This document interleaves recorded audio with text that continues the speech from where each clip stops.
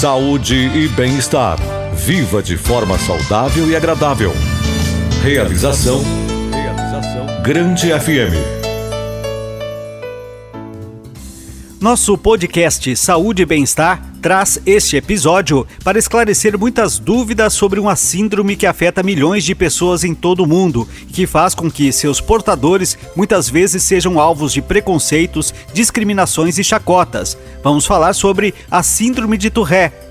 Por ser uma síndrome complexa e que gera muito mal-estar para o seu portador e para aqueles que o cercam, é fundamental o acompanhamento psicológico do paciente e de seus familiares. Além disso, o acompanhamento faz-se necessário, pois os tiques causados pela síndrome de Tourette normalmente são potencializados em situações de estresse. Vamos trazer depoimentos de especialistas, de portadores e de pessoas que convivem com essa síndrome, buscando acabar com estigmas e desinformações sobre essa patologia.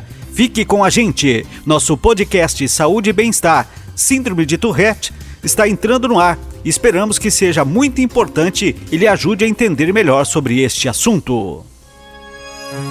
Saúde e bem-estar. Você de bem com a vida.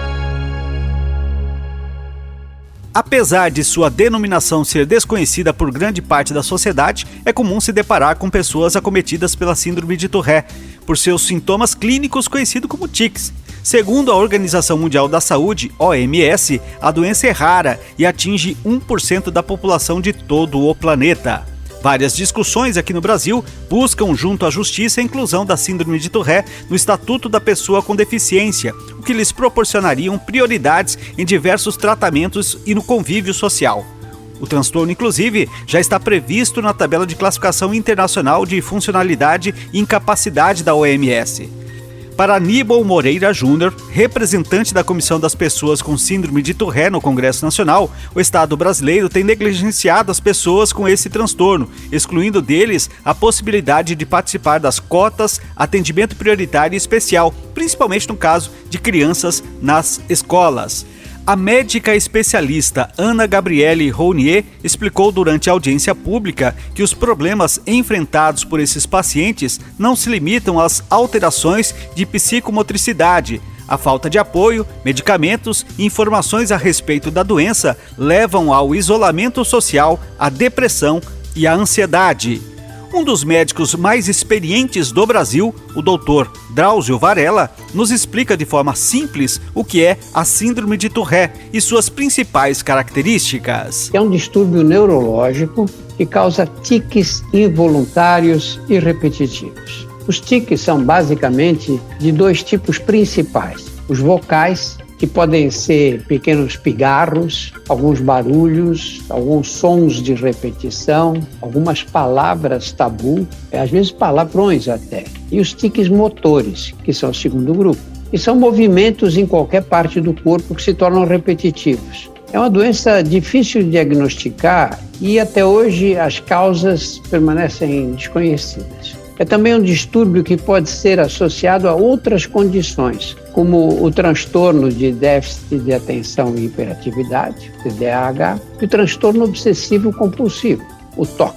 Embora não exista cura para a síndrome de Tourette, os tratamentos disponíveis podem contribuir para reduzir os sintomas e ampliar e melhorar a qualidade de vida dos pacientes. Por ser caracterizada por fenômenos involuntários, a síndrome de Tourette, conforme explicado por Drauzio Varella, ficou conhecida como doença dos tiques. Os pacientes costumam apresentar tiques repentinos, que podem ser motores e vocais, classificados entre simples e complexos. Inicialmente, os portadores da doença apresentam tiques simples, mas ocorre a piora do quadro de forma gradual. Geralmente, os comportamentos observados em pacientes com esse transtorno estão relacionados ao sofrimento emocional e psicológico. Tais quadros são marcados por condições que geram constrangimentos e graves consequências pessoais e sociais. As pessoas com tiques ou cacuetes são estereotipadas e vistas como estranhas. Na maioria dos casos, pacientes portadores desta síndrome necessitam de acompanhamento psicológico. Por isso, vamos trazer a palavra da psicóloga, doutora Ana Gabriele Uni, autora de um livro sobre a síndrome e especialista no acompanhamento de pacientes nessas condições. E ela começa falando sobre os sintomas mais comuns e os mais graves que diferenciam a síndrome de Tourette de outras patologias, como o toque, por exemplo. Olha, em geral, os tiques começam na infância, ao redor dos 6, 7 anos de idade. Costuma haver uma piora na adolescência e aí depois disso eles costumam diminuir. Na idade adulta, 1/3 vai permanecer tendo tiques, 1/3 melhora, continua tendo tiques mais brandos e 1/3 fica sem tiques. Isso independentemente de tratamento ou não. Então, quando a criança começa a piscar muito os olhos, por exemplo, a fazer caretas, isso já pode ser um indicativo. A gente precisa acompanhar essa criança, né? Se os tiques não forem graves, não há necessidade de tratamento imediato, mas se esses tiques persistirem e começarem a atrapalhar o dia a dia, porque eles são chatos, né? Muitos são fortes, incomodam, causam dor, tensão muscular, atrapalham a concentração. Então, nesse caso, é prudente levar a um neurologista ou a um psiquiatra para uma avaliação mais aprofundada. Olha, eles são, na verdade, de possibilidades infinitas, porque como os tiques são contrações musculares e os tiques vocais são a emissão de barulhos ou palavras, então eles podem ser os mais variados. Mas é muito frequente que comece no rosto, então piscar olho, fazer careta, colocar a língua para fora, girar os olhos, né? E costuma haver uma progressão que a gente chama de rostrocaudal. Começa no rosto e depois vai descendo, vai para ombro, vai para perna, tem aqueles que se agacham e levantam, ou pulam, ou giram. E os tiques vocais mais comuns são tossir, pigarrear, e os mais complexos são a coprolalia, que é falar palavrão involuntariamente, ecolalia, que é repetir o que a outra pessoa falou, e palilalia, que é repetir a mesma coisa várias vezes. Esses tiques mais complexos, eles têm um caráter um pouco mais compulsivo. A pessoa se sente obrigada a fazer. E os tiques mais simples, como piscar olho, fazer careta, muitas vezes são totalmente involuntários. A pessoa, quando vê, já fez. Devido ao fato de a síndrome de Tourette não apresentar um sintoma único, mas um conjunto de sinais e sintomas, a dificuldade no diagnóstico é evidente quando se compara esta patologia com outras relacionadas, como doença de Wilson, por exemplo. Dependendo da equipe de saúde que atende o paciente afetado pela síndrome de Tourette, o seu diagnóstico pode demorar muito, sendo os sintomas atribuídos comumente a algum transtorno psiquiátrico. Esses diagnósticos demorados ou errôneos podem submeter os pacientes a tratamentos desnecessários e dispendiosos antes de se definir propriamente a patologia e o procedimento correto a ser realizado. Diante disso, a doutora Ana Gabriele nos explica como podem ser feitos diagnósticos precisos, uma vez que o procedimento é exclusivamente clínico. Sim, o diagnóstico é puramente clínico, não tem nenhum exame que confirme. O que a gente pede são exames complementares que vão ajudar a gente a descartar outras patologias. Por exemplo, existem casos relatados de traumatismo crânioencefálico, resultando numa síndrome de Tourette, ou tumor cerebral, resultando num quadro de toque. Então, você faz exames para descartar causas orgânicas e, estando tudo normal, fica fechado o diagnóstico neuropsiquiátrico. Como vimos, os mecanismos que originam os tiques e outros sintomas da Tourette ainda não foram exatamente esclarecidos. Assim como ocorre em todas as doenças que comprometem o lado emocional e psíquico, o ideal é escolher um tipo de tratamento mais apropriado ao nível dos sintomas apresentados. De início, a avaliação psicológica, psiquiátrica e a terapia em grupo são essenciais para que o portador de Tourette tenha uma rotina tranquila. Ainda existem muitas dúvidas se a síndrome é mais de fundo neurológico ou psiquiátrico. Ao ser questionado sobre isso, a doutora Ana Gabriele tem a seguinte resposta. É as duas, né? Por isso que a gente fala neuropsiquiátrico, né? Tem um componente neurológico, mas tem um componente psiquiátrico muito grande, porque depende da vontade, você tem o humor sendo afetado, é muito frequente haver ansiedade e depressão, a ansiedade piora os tiques. É tão imbricado, né, o neuro com o psiquiátrico, que a gente acaba falando que é neuropsiquiátrico. A primeira descrição de um paciente com tiques e comportamentos que caracterizam a síndrome de Tourette ocorreu em 1825 pelo médico francês Jean-Marc Gaspard, que diagnosticou a maldição dos tiques na Marquesa de Dampierre. Entretanto, somente em 1884, esta patologia recebeu o nome de Síndrome de Gilles de La Tourette, quando o aluno Gilles de La Tourette relatou a patologia como um distúrbio caracterizado por tiques múltiplos, incluindo o uso involuntário ou inapropriado de palavras obscenas e a repetição involuntária de um som, palavra ou frase de outrem, baseado nos relatos do próprio Gilles de La Tourette. Nos últimos anos, a incidência de casos da síndrome de Tourette vem crescendo em todo o mundo, provavelmente devido à maior disponibilidade de informações e conhecimentos sobre essa doença pelas equipes de saúde que a diagnosticam. Agora, vamos ouvir o relato de quem vive o problema no dia a dia. Vamos ouvir a Lola, ou Palola, que é uma jovem portadora da síndrome que nos conta como tudo começou e como ela lida com essa situação nos seus afazeres e no convívio com a sociedade. Eu sou a Lola, também conhecida como Palola. Eu sou portadora da síndrome de Tourette. Tenho algumas comorbidades também, como toque, TDAH, mas o principal assunto que eu abordo na internet é a síndrome de Tourette. A síndrome de Tourette é um distúrbio neurológico onde o portador emite sons ou movimentos involuntários e repetitivos. Aí entra as duas principais categorias de tique, que os vocais são pigarrear, fazer barulho, xingar, falar tabus, todos os termos que você não pode usar no momento, você fala... repetir palavras, repetir sons e também os tiques motores, que aí são qualquer movimento do corpo e não tem um padrão também. Não, tem que ser um movimento tal. Não, cara, se quiser você pode ter um tique. Eu tô com um tique esses dias de balançar a minha bunda, entendeu? Fazer twerk, eu tô fazendo, porque começou na palhaçada, aí quando eu vejo eu tô fazendo sem motivo e eu já notei que virou um tique. Então pode ser qualquer coisa que você faz repetidamente, você fala, cara, não tem mais motivo de eu estar fazendo isso agora. Aí já entra os sintomas. Eu descobri que eu tinha síndrome, foi em 2017, quando eu já tinha 18 anos já. Só que até então eu achava que era toque. Minha família falava, isso me dá tique-tique nervoso. Então eu achava que era só um negócio normal. Não que era um transtorno, né? Uma vez eu fui numa consulta com uma ginecologista que não tinha nada a ver e eu cheguei lá e eu tinha bastante tique. Eu tava numa época que eu tava com tique de fazer assim com o braço. Aí nessa consulta ela viu que eu tava com tique e ela perguntou o que era isso e me recomendou um psiquiatra. Aí eu fui nessa consulta com o psiquiatra. Na primeira consulta ele já identificou o que era e a gente continuou fazendo tratamento e aí descobri que era síndrome de Tourette. Mas até aos 18 anos eu não sabia o que eu tinha. Esse estereótipo de xingar é muito comum porque...